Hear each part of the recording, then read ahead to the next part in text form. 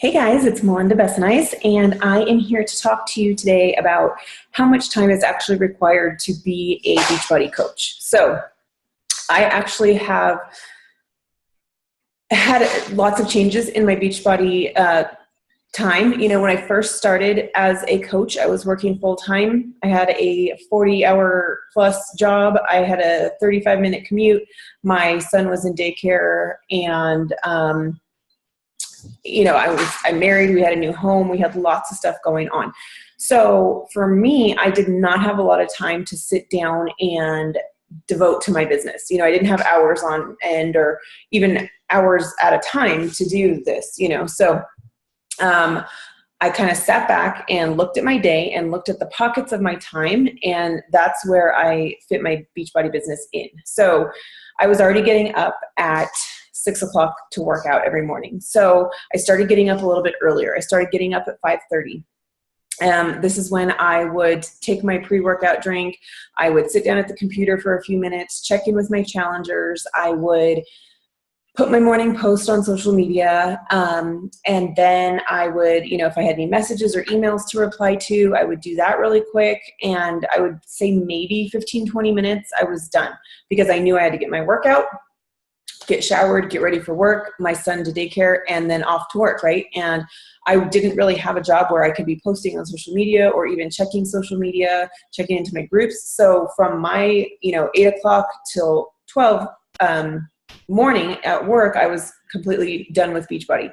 But then on my lunch break, I would work, and I would, again, check in with my challengers, respond to any emails or messages, connect with new friends, because this business is really about building relationships and getting to know people. So I would, just spend time adding new friends on Facebook or Instagram and connecting with them, getting to know them, getting to know their families, really just building that relationship and having them get to know who I am as well and trust me as someone who can help them to reach their goals. So, that was it. I had about an hour, 30, 45 minutes on lunch. And then again, I had to unplug and go back to my job. So at 5 at the end of the day, I would post on social media. Maybe I would share a dinner recipe or a tip or something like that. And then I would, again, unplug. I have to commute, get my son, mommy time, family time, dinner, all of that. I don't like to mix with work. I don't want my family to see me on my phone all the time. So come home, phone goes away. And then after bath and bed and all of that stuff, when my son would go to bed, then I would hop back on the computer. And this is where I had a little bit more time. I communicated with my husband, that I wanted to grow my business, and this was going to be a requirement, or this is what was going to be required. I would have to jump on the computer, and it wouldn't have to be every night, and it wouldn't have to be, for 5 hours a night. But if giving my business, an hour and a half of my time 3 nights a week was going to help me grow and help me grow a team, then that's what I was going to do. So in the evening, when I had a little bit more time, I would spend time, inviting to challenge groups, inviting to the coaching opportunity. Again, just really connecting with people through Messenger and getting to know them, sharing what we have to offer with them. And then, and that's pretty much it. So I would fit it into pockets of my time. And now that I do Beachbody full-time, after being laid off in 2012, my day looks a little bit different, but still not. I'm a full-time mom. My son is going to be in first grade. So it is kind of the same thing. I get up. Now I get up at 5. It's just a little bit easier, but I don't have as much responsibility in the morning anymore, getting ready for that commute and daycare drop-off and all that.